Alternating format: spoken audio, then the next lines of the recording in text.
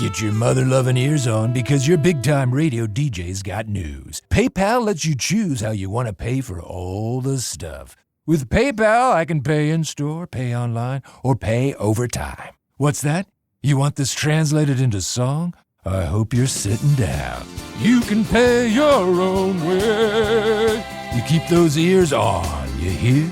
Don't just pay, baby. PayPal. Learn more at paypal.com. Welcome to Puny Pod's Monthly Bugle for November 2025. My name is Ryan, and my co-host, as always, is David. David, how are we doing this evening? I'm doing very well. I have recovered from the Dodgers World Series win, and I am looking to talk about MCU news. How are you doing? I'm doing pretty well. Yeah, you're on a stretch of podcasts because we were preempted. We had to delay our recording because you were over hanging out with the guys at the Supreme Resort or the hub crawl. I thought you were going to say because of the government shutdown, we couldn't get the air traffic controllers to land the plane for me to arrive and rush here for my Hollywood jet set spots. No, yeah, just recorded with Eric and Take, and it was fun.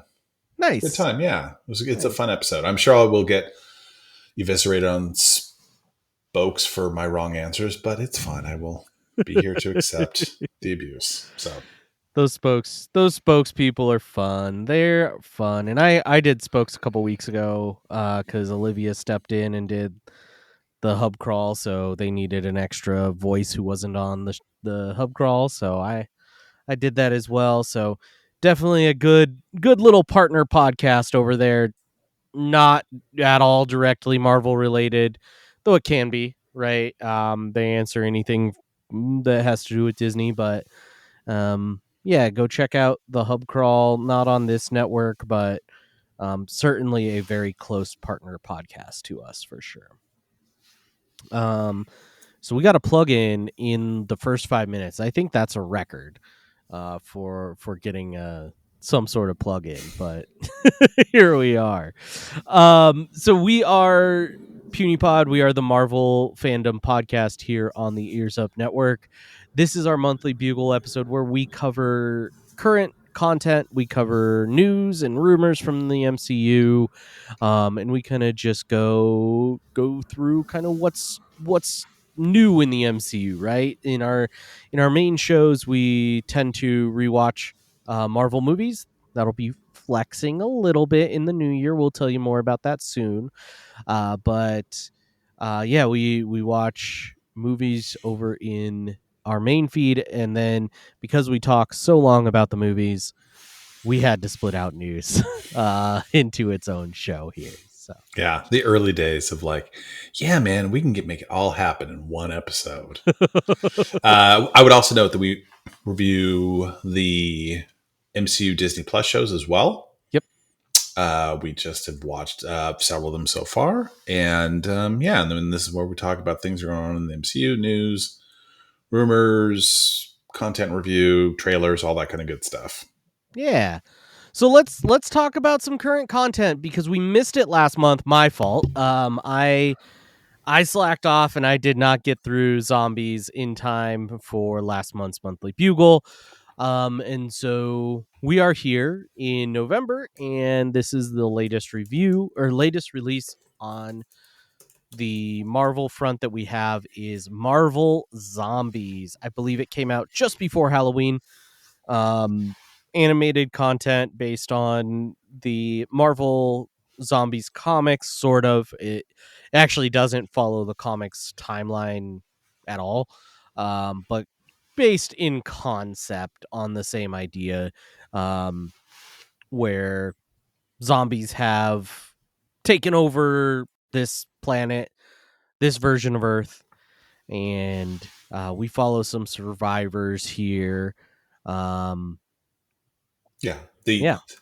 spinoff of the animated series What If, in like you said, in the alternate timeline, it was first season episode 4 or 5, which they extrapolated to make this show. So it was again, Brian Andrews, a lot of voices, the voice talent on this is wild. right? Yeah. Like how many people came back? Because you expect to be like, is Tessa Thompson really got time for this? And like, yep, Tessa Thompson does. She's here. Like, yeah.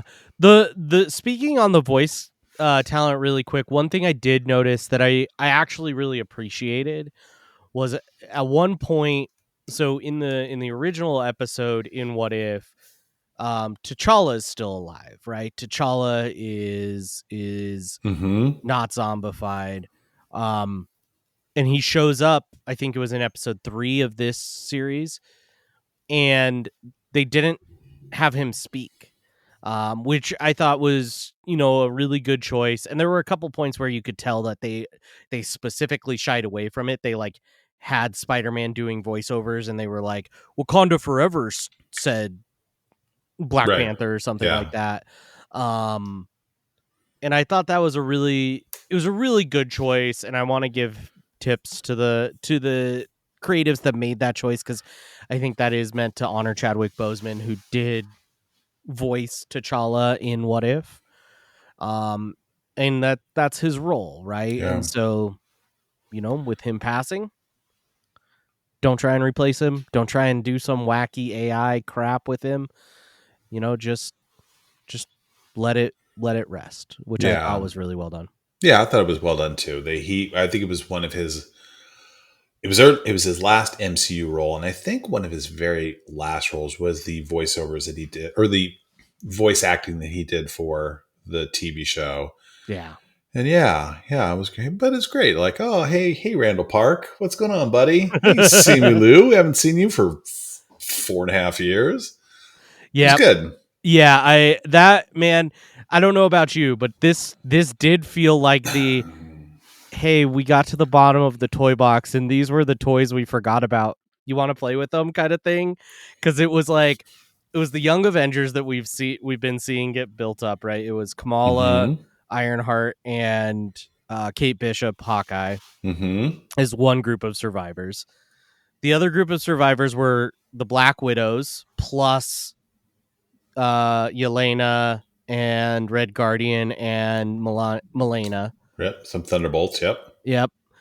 And then you also have like Baron Zemo with the raft as part of it, which again, that's another like weird plot line. And then you have Agent Wu hanging out with Katie and Shang-Chi. Like, it was very. Oh, and don't forget Blade with Moon Knight powers, and also an Eternal showing up. Icarus, the Eternal, showing up just randomly fighting a zombified Captain Marvel. It definitely felt like, oh yeah, we still have these toys. You guys want to play with them? Like, I haven't seen Icarus since 2001. Yeah. No, it was like, so 4-episode series, so pretty short, pretty sweet. What, like, off the top, just from a general reaction, like, from what you had seen from the previews and what you'd seen from What If, like, what were your impressions after having watched it? I loved it, man. I really did enjoy it. There were some really creative parts where they explored what Marvel, or what zombies would look like in a Marvel universe, right? A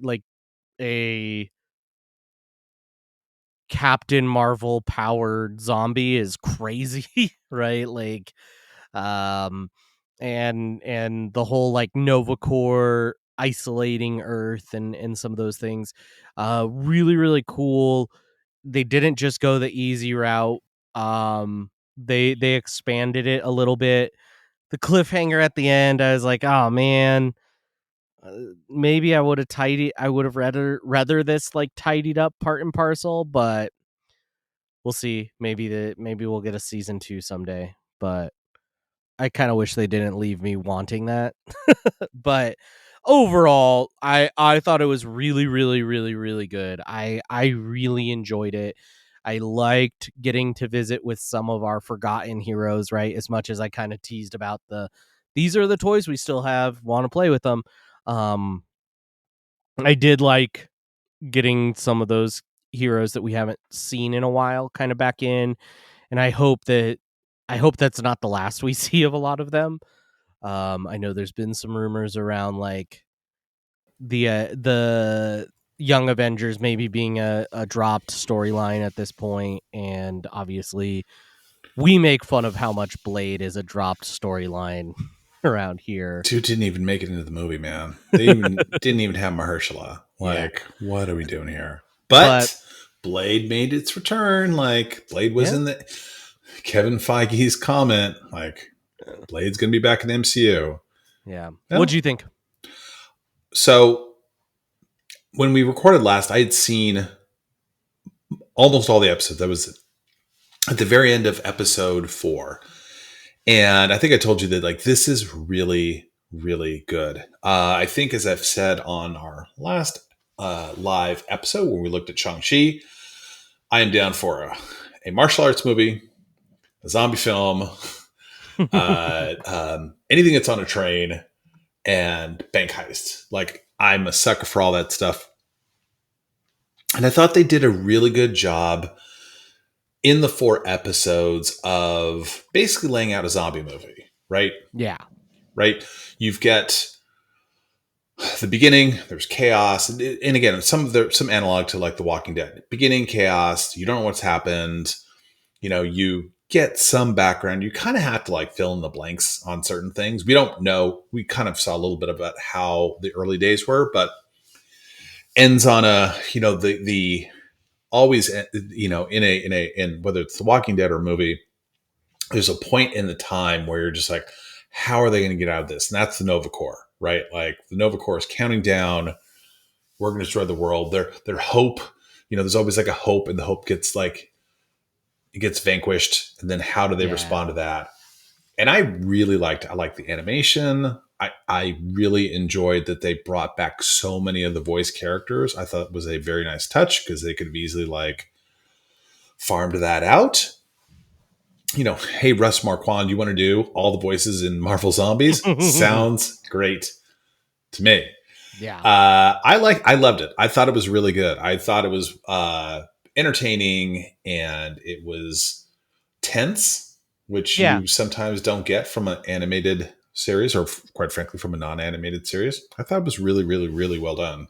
Yeah, and they gave it stakes, right? Like, that is something where that, like, sometimes when you cross over things like that into comic books, it can struggle, because there's always the beats to a comic book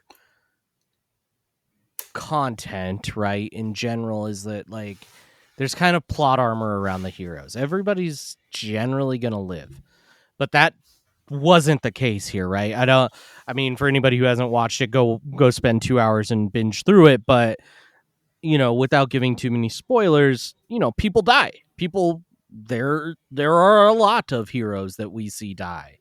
It's a zombie movie, man. That's the whole point. Like, what do you expect? Like, and there Disney princess movie. Come on. Yeah, there isn't a happy ending, which I think is just, you know, it you could easily fall into that trap because you're making Marvel content and whatever, but they avoided that really well, which I appreciated. You raise a good point where you rarely see the heroes die. And then early on, you're like, oh, the heroes are all dying. And it's just, and then you were reminded of whether it's The Walking Dead or some other Shaun of the Dead, whatever, think of whatever zombie movie that or show that you really, really liked.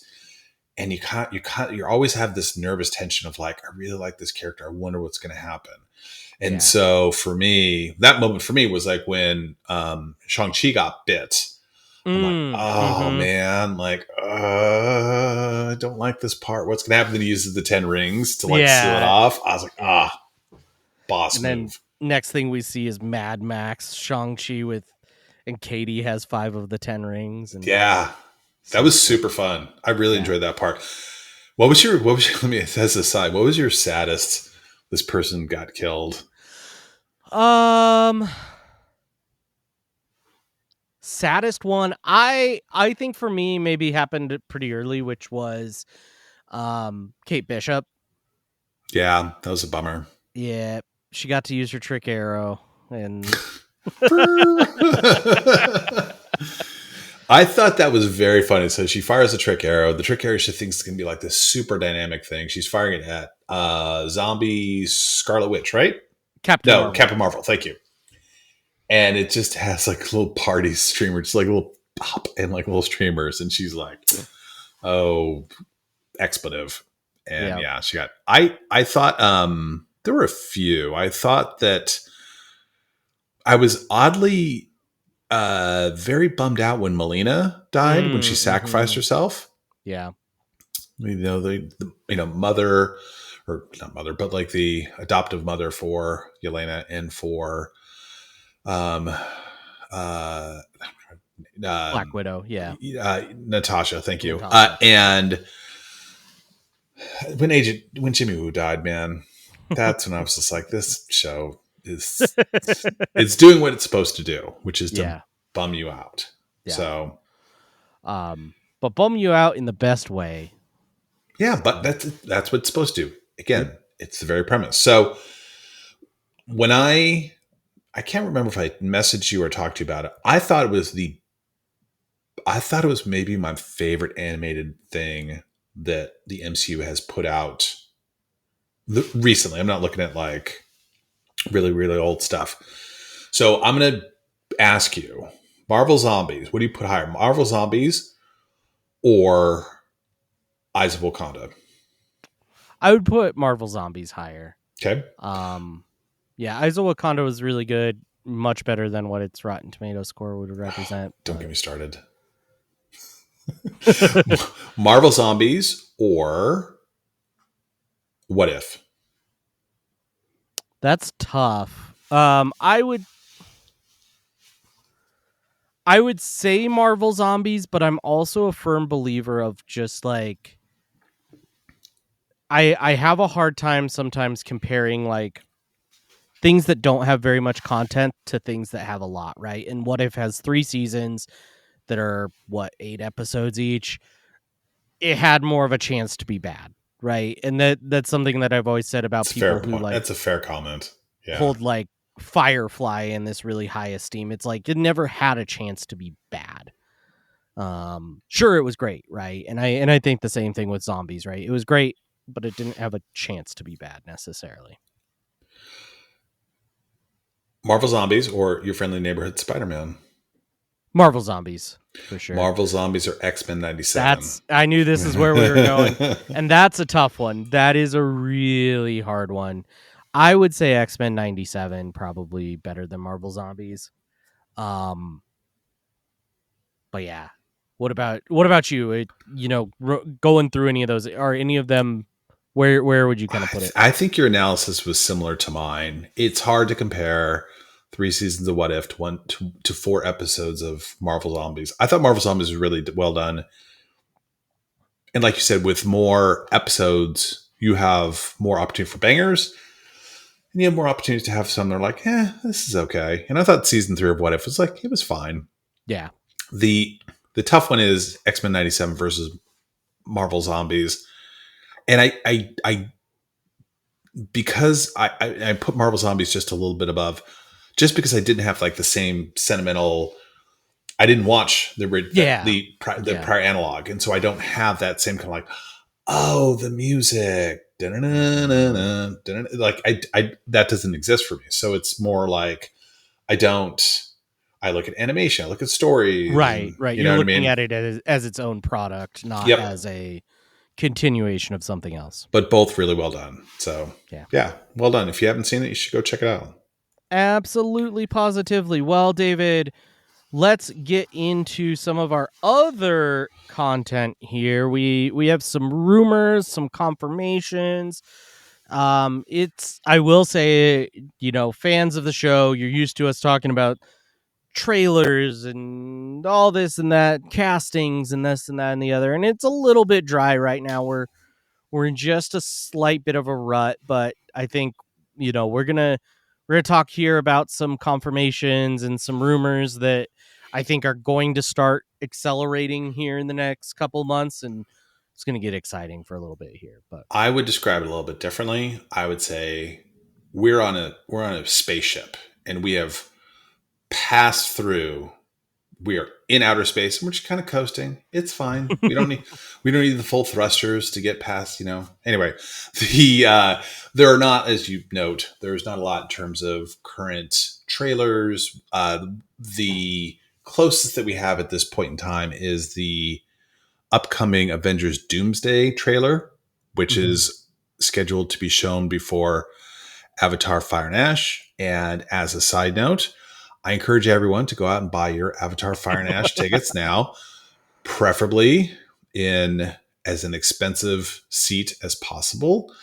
And watch the trailer and walk out. And then watch the trailer and then walk out having given it their money and helping me with the wager. So evidently, it's funny. They kind of, I think Marvel kind of knows, like, we really have to nail this. They've pushed the dates of both Avengers Doomsday and Secret Wars out to make sure that they've got a good product, which I think we're both perfectly fine with. Reportedly, they made 30 plus cuts of different trailers for this movie. And I saw someone online on Twitter saying, I've seen the trailer and it's awesome. And then one of the editors said, I'm an editor on the movie and you've not seen the trailer, but thank you for your nonsense or something like that. It's just basically like, no one's seen it. This is not something that's going to it's not going to leak. Yeah. No, if you see something online, it's something that some fan made and I'm sure it's pretty good, but it's not real. That Sora AI is doing wonderful things. Anyway, so that'll be coming up. Avengers Doomsday. I have no desire to see Avatar Fire and Ash. I have a very strong desire to see the preview, and hence my conundrum. Anyway, so yeah, is this? Yeah, that should be exciting, man. I mean, and if it's anything like what they did with the Fire and Ash trailer, it's not going to be online for a few weeks. No.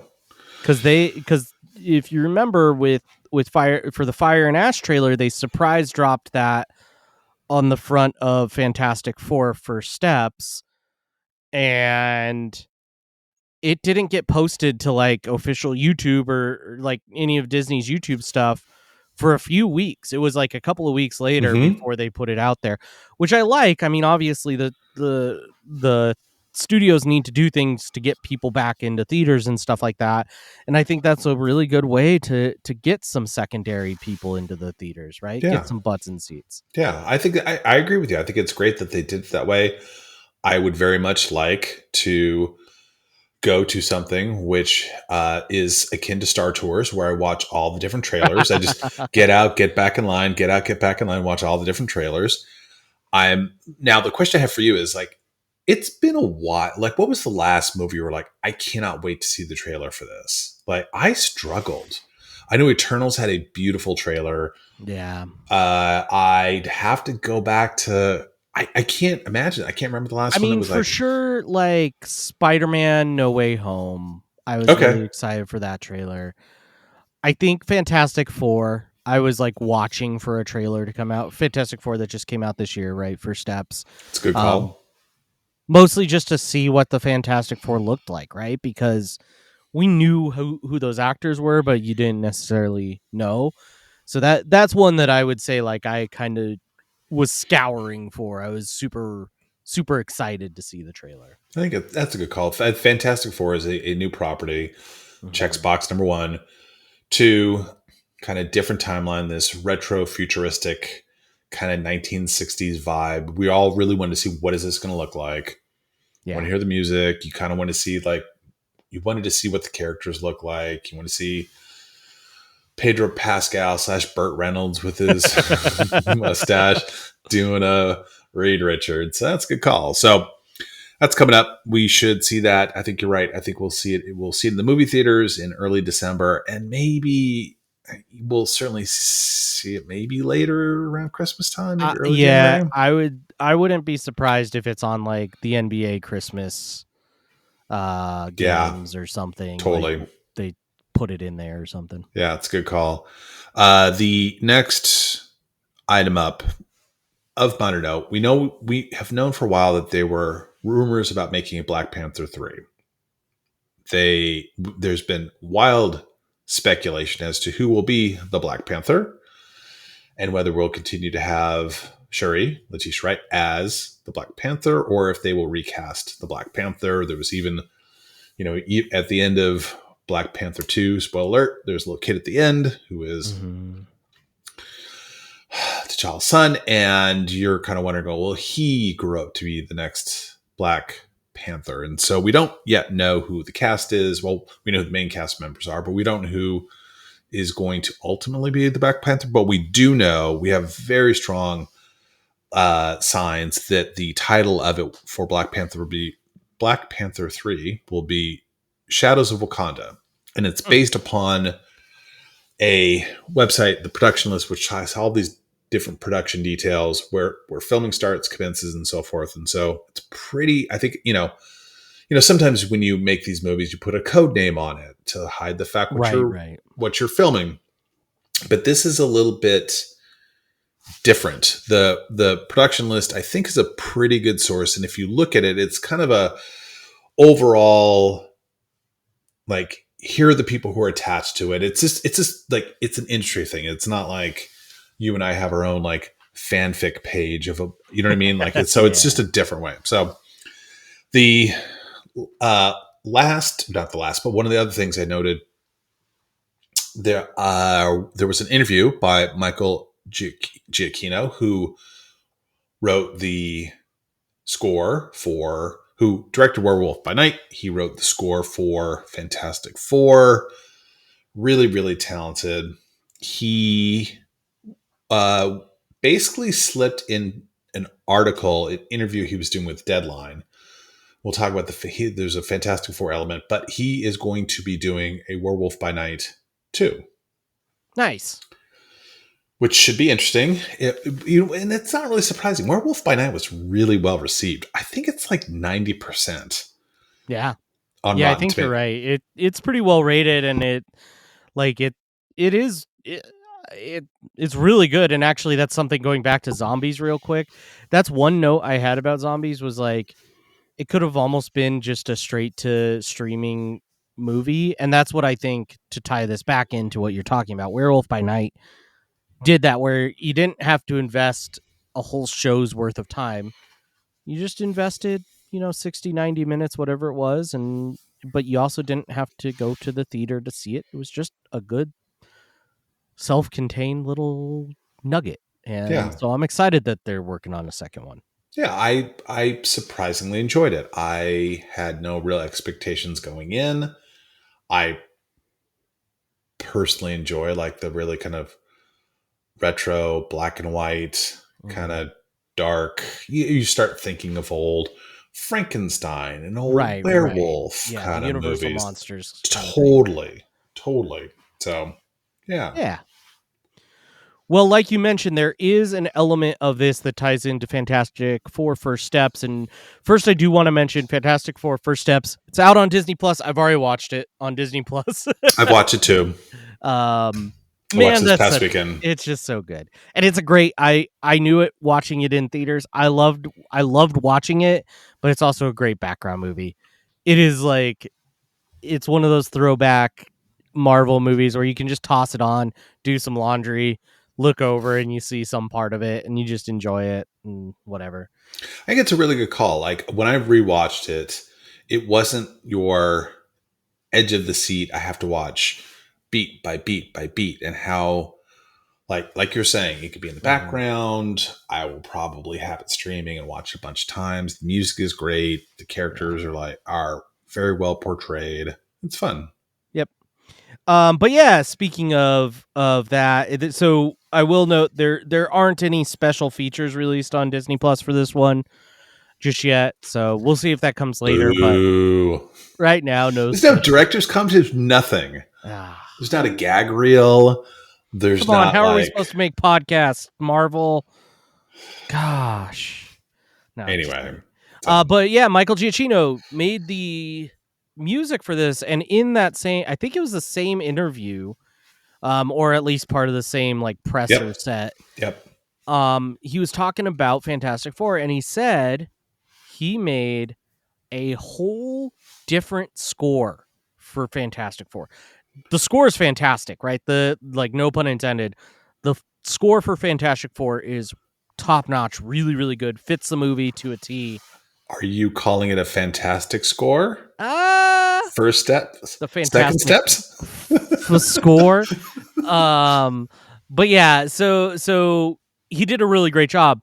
But what's crazy is he did a second score. He apparently scored the whole movie and scrapped it because it didn't fit the theme of the movie, and he felt like it didn't fit.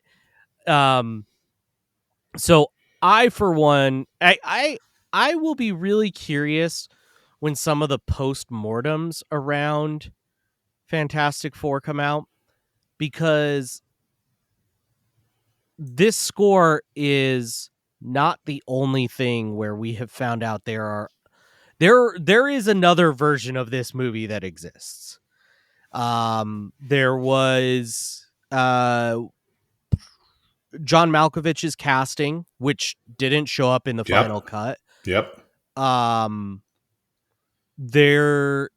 If you watch the trailers closely, there are scenes that are very close to things that were in the final cut, but the more you look at them, the more differences you find.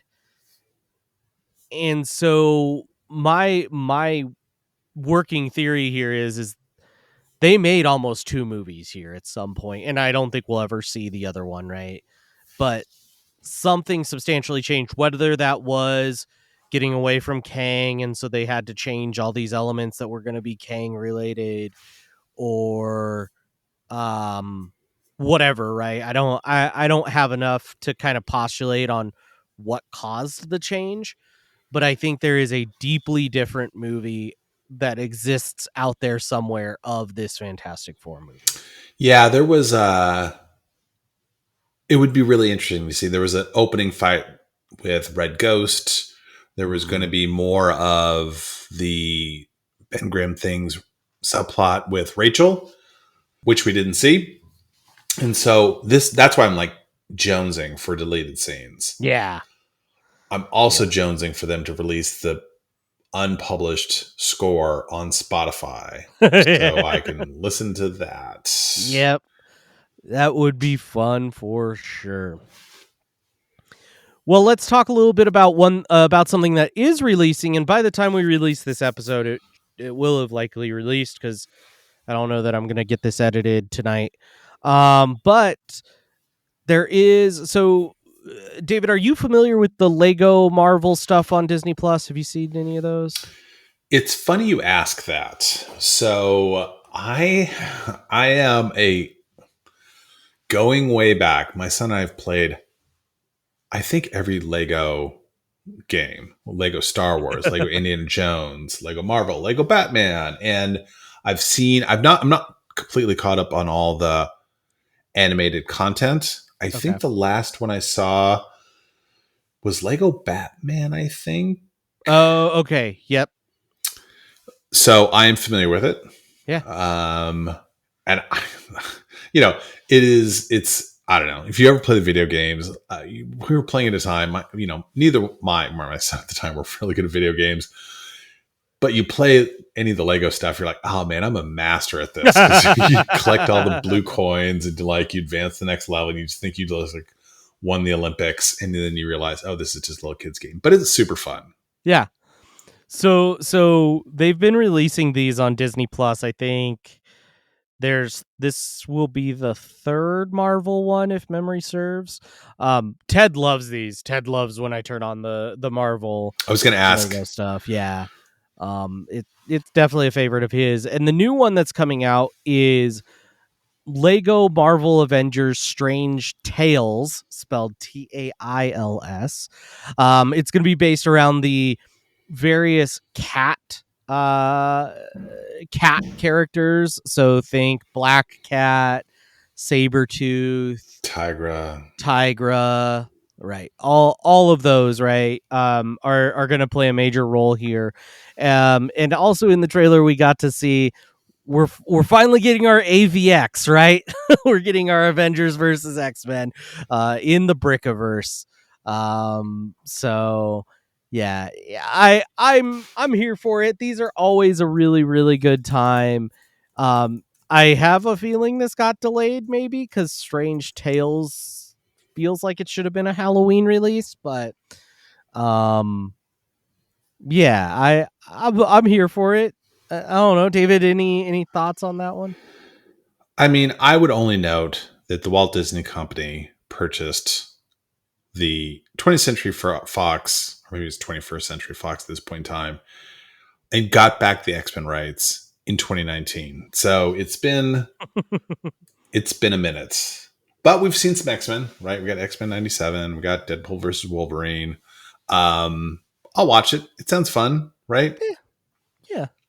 These are a good time. I would highly suggest them to any listener. This is not the Avengers versus X-Men that I'm hoping for, which I think is going to be, as a side note, I think that's going to be Doomsday, personally. Yeah. I do think there'll be some element of AVX in Doomsday. I would agree. But yeah, I would say if you like shy away from animation because it's, kid stuff or whatever, give these Lego ones a shot. They have some good little like deep pulls that'll make you go aha, right? And kind of like that meme of Leo DiCaprio from Once Upon a Time in Hollywood where he's pointing at the TV set. It's the same sort of thing, right? I think Kevin Smith was a voice in one of the earlier Marvel Lego things, and you go, oh, I recognize that voice. I know who that is, or little like side things that happen that are like references to the comics or to something from the movies or whatever. It's pretty fun. And if you think it's too kiddie, just wait for them to come out with the Lego Zombies or Lego Werewolf by Night, and you'll get your more. We should have said this all the way up at the top. If you made it this far and you were thinking about showing your kids Marvel Zombies, by the way, don't. It is not for kids. Yeah. Oops. Sorry. Rewind. Go back.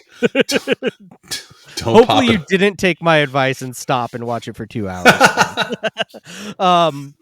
But yeah. So David, let's move on from content-y stuff, because Marvel's been making waves over in the parks and experiences. I see what you did division. there. I see what you did with the waves part. What's going on? What's going on? I know I guess there's been some recent announcements around the Disney Destiny cruise ship. Yeah, which you can maybe explain, because I am a complete noob. Yeah, so real, well, I'll do that at the end. So yeah, the Disney Destiny cruise ship is the third ship in the what they call the Triton class. So it's the largest class of, other than the half-built ship that they finished out and is sailing in Singapore. The Triton class are the largest class of ships in the Disney cruise line fleet. They all sail out of somewhere in Florida and go to somewhere in the Caribbean. So it's the Wish, which was the first one, and I think that one launched in 2021, delayed by 2020. I've been on that ship. That's a great ship. The Treasure, and then the one that just is literally on its maiden voyage as we speak is the Disney Destiny. So on the Disney Destiny, they did a lot. So the theme, so every ship has its own kind of theme, right? The Wish is kind of fantasy fairy tale. The Treasure is kind of like Adventurelandy kind of adventure stuff, and then the Destiny is heroes and villains is the theme to it. So lots, obviously, when you start hearing heroes and villains, and the Disney company, there is going to be a ton of Marvel content with this ship. So some things that were already announced that we already knew about, but we finally get to see pictures and all kinds of cool stuff of. So they have the Sanctum Bar, which is one of the bars on the ship, which is themed to Doctor Strange. And some of the drinks are like Infinity Stone themed. I know my boss over at Concierge, Lindsay is on the maiden voyage right now with some of my coworkers at Concierge. And she posted a picture or a video of one of the drinks at the Sanctum, and it actually floats. They have it like the glass magleved up so that it like floats. Did she order it using kind of like the finger and just doing like this kind of thing? Like, right. One more, another round. So yeah, the Sanctum Bar is all themed to the Wizards part of the MCU. And then there is the Worlds of Marvel restaurant, which is a repeat. It's on the Wish and the Treasure as well. It's a great little, kind of show. Plays into the MCU. They got MCU actors to do the little video vignettes that play in the restaurant and that sort of stuff. It's really fun. There's a giant statue of Spider-Man on the back of the ship. So Disney is kind of known for putting characters on the back of the ship. Like some ships have like Donald or Mickey or Peter Pan or whatever. But the Destiny has Spider-Man webbing up some spider bots. And then in the atrium of every Disney ship, which when you get on the ship, you kind of enter into this like 3-story tall atrium kind like of a big foyer kind of entry area. Yeah. And every Disney ship has a statue of a character on it. And this one is the first non-Disney animation one, and it's Black Panther. So T'Challa, Black Panther with a panther kind of like crawling around his legs. I thought you were going to say Whiplash. I want my bird. Bird, this is not my bird. Sorry. And then looking at the rooms a little bit, so each room has like art from a Disney franchise, and one of the themes you can end up getting in on the Disney Destiny is Big Hero 6, which some people don't know, but that's a Marvel property as well.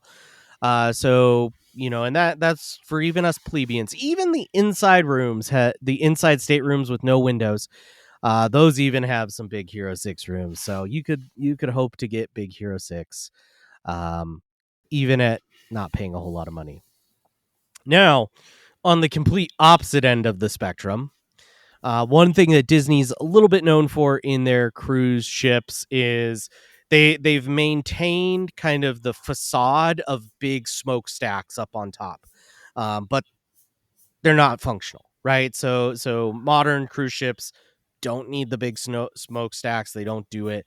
So what Disney does is they've actually converted one of those sets of smokestacks into a massive 2-story suite, beautifully decked out. So on the Disney Destiny, it is Iron Man themed. It's got an Iron Man helmet in it, Iron Man art all over the walls. It looks like you're in Tony's penthouse. I opened up the link as you were describing the tour, the cruise ship. I mistakenly for like a minute thought like, oh, these are all the rooms? These look really nice. And then quickly realized, oh no, I'm in like the, when you go to the Grand California and you look at that upper realm and there's those upper suites or that like sleep 12 people, you're like, oh, that's a different experience. Yep. So it looks amazing. Now, I kicked into a little bit of concierge mode, which I'll talk a little bit.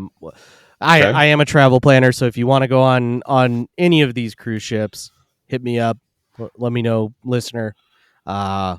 rharden at concierge.com. But David, okay, that tower suite with all the Iron Man theming in it, all of that.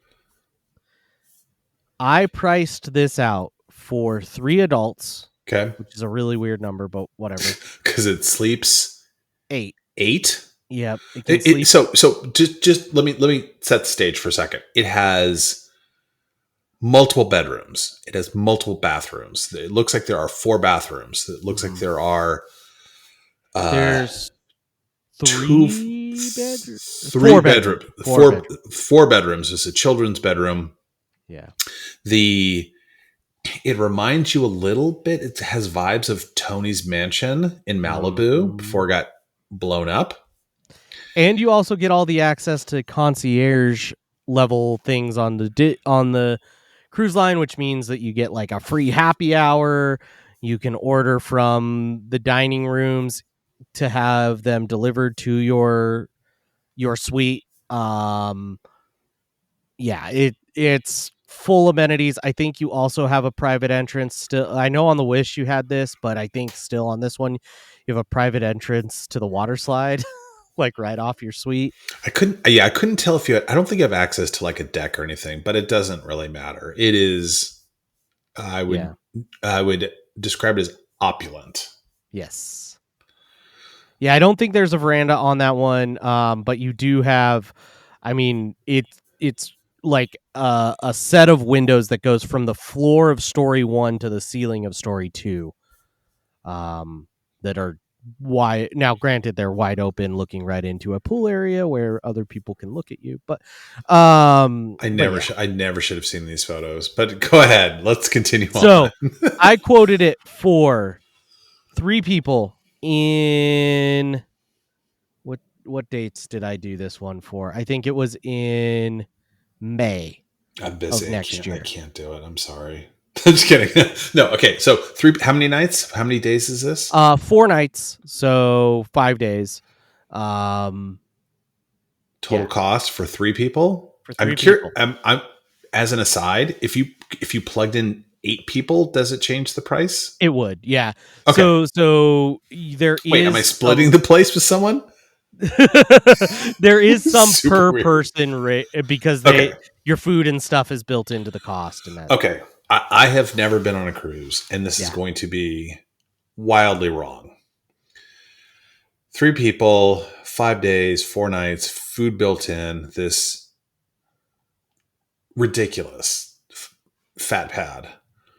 Total price, 20,000?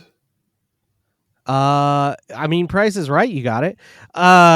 You are under by about half. Damn. $42,168. So, listeners, if you have an extra $42,000, please hit me up because I would love to set that up for you. I'll kick in the 600 if I get one of the children's beds. I had no look. I took a wild guesstimate. No. I figured that would probably be on the low side. Yeah. It looks pretty cool, man. It is, yeah. 14,000 per person, 5 days, 25. It's a little steep. It's a little rich. I just need to get on one of the cruises where it's empty because they'll sometimes, if you ask real nicely, they'll do like tours when they're empty. If the tower suite is not occupied, they'll like take people through it.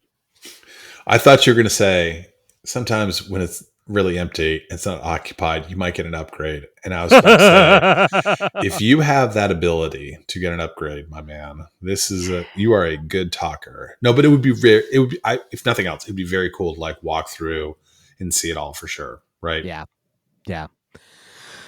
Well, the other pieces that we saw from the cruise ship that I've been following along. So if folks want to see some of this stuff, go check out Boy Mom at Disneyland on Instagram. That's boymom _at _Disneyland on Instagram. That's my boss. That's Lindsay from Concierge. She has been posting some updates. And she posted a video of the drone show that they did to christen this. It's actually funny, David, you sent me her post, which I was like, I know Lindsay, but and the drone show opened up with Black Panther, which was really cool. And then it flowed right into Lion King, and then flowed into kind of a villains montage. But yeah, so really cool there. And then some other things that I've seen from other sources, not just from Lindsay, but from some other people who I follow that are on the maiden voyage. There's kind of, so in that atrium I was talking about, they do kind of little shows throughout the day. And one of the shows they're doing is like based on Norse mythology, and Loki kind of makes this big grand appearance during that, and kind of does a little bit of crowd work, teases the crowd and that sort of thing. It was pretty fun. I saw some videos of that floating around social media. And then the other one that I was surprised by was Deadpool has like a video show. I don't know where in the ship it is or what the context is, but it's a video of like Deadpool, and he makes fun of cruisers, and he makes fun of like Disney adults and stuff like that. So really fun. You know, they're definitely leaning hard into the Marvel fandom with this ship. All the other parts, all the other themes on the ship are also like straight like down my alley. So I have spent this entire week saying to my wife, we need to get on this ship. We need to get on this ship really bad, because it's like, if it's not Marvel, they're doing like Lion King, or like Hercules is another big thing on that ship, and it's all cool stuff. So but yeah, pertaining to our Marvel show here, lots and lots and lots of Marvel stuff. And I didn't even cover it all. Like I'm sitting here thinking of other things that are Marvel related that are also on this ship. It's, you know, if you are a Marvel fan, honestly, if you are a millennial, you're gonna love like this ship. I kind of look at what their target audience for each ship is, and my theory is that like the Treasure is for Parks fans. The Wish was like to start converting Parks fans over to Cruise fans, and the Destiny is like all people who have any nostalgia for anything from the 90s. Like, Okay. That is what the Destiny is for.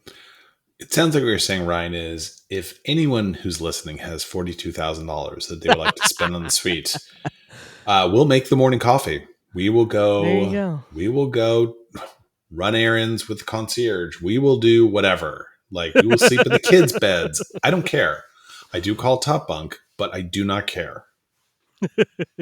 And I will say, it doesn't have to be $42,000. I think when I ran the numbers, I think I saw cruises starting as low as like $3,000 for 3 people. Oh, that's good. So it's very reasonable. Yeah, if you want to get on this ship, you know, this is a little bit of me doing my advertising thing, right? But if you want to get it on this ship, you don't have to pay the crazy premium. There are pretty reasonable, and remember, when you're looking at cruise line numbers or whatever, remember you're thinking about that's basically all included. It's everything but your booze is all there. So definitely, yeah, if anybody is like, oh man, all that stuff sounds so cool, hit me up. Let's get you on that ship. Maybe you can beat me to it. So other than that, we also have other Deadpool news, David. I think you saw this last year, if I remember right, but Deadpool is returning to the Disney parks. Deadpool is back at Disney California Adventure doing his Christmas story time thing. I did see it. It was super fun. So right outside the Hyperion Theater, it was Deadpool and Wolverine, and Deadpool is doing a Christmas story, and Wolverine is not going along with it. And it's not in the Hyperion; it's outside, like at the bottom. Mm-hmm. And it was very, very entertaining. I'm very happy I got to see it. I know that Eric and others will be there in December. Let's check it out. Nice. Well, David, I think that is all of the Marvel news that we have for this month. So I do want to kind of quickly shout out a couple of things. So we do have all the other shows on the network. Go listen to them. We mentioned at the top, definitely good friends of the show over there on the on I guess it's becoming a network in and of itself, the Hub Crawl. And then we, David and myself, as well as some other friends, are launching a new podcast in the new year. We are starting Fantasyland Draft League, and actually we posted the test recording of Fantasyland Draft League over on the Supreme Resort feed. So go check that out. Dirty Yellow Strap presents Fantasyland Draft League. And then, look forward to hearing more of Fantasyland Draft League in the new year. So it's a Disney, but I am sure Marvel Heroes is going to be a draft topic at some point. But it's basically we get 4 people together. We talk about our favorite, each of our favorite things within a category, and we all do it under the guise of a fantasy draft. So yeah, pretty excited for Fantasyland Draft League to get started up. We're doing our first real recording of it here next week. Actually, we're recording it now. Listeners, you won't hear it until next year, early next year, like in January, I think. But yeah. So be on the lookout for Fantasyland Draft League and go listen to the test recording for sure. Other than that, our next movie that we will be reviewing is The Eternals. I would say hit David up if you want to watch it with him, but I think by the time this records, or by the time this posts, we might be a little bit too late to that game. So. Yeah, I got to start cranking on it. I did break down and watch the trailer, so people will be happy to know. It does look beautiful. Yeah. So, yeah, I look forward to it. Try to watch it this weekend. Nice. All right, y'all. Well, we will check you on the next one. Enough said.